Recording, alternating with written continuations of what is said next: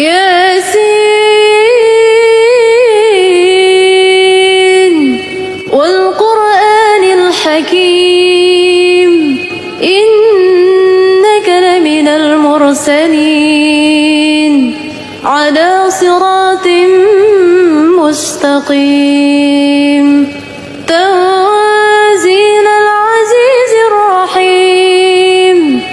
لتنذر قوما ما أنذر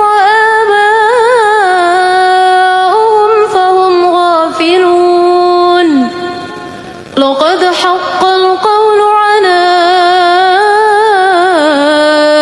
أكثرهم فهم لا يؤمنون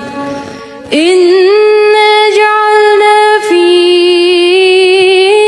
أعناقهم أغلالا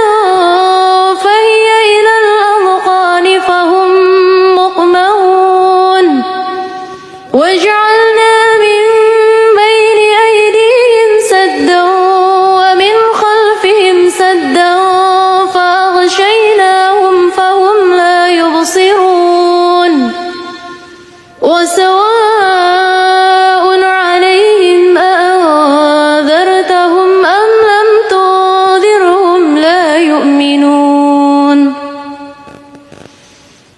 إنما تنذر من اتبع الذكر وخشي الرحمن بالغيب فبشره بمغفرة وأجر كريم إنا نحن نحيي الموتى ونكتب ما قدموا وآثارهم وكل شيء أحصيناه في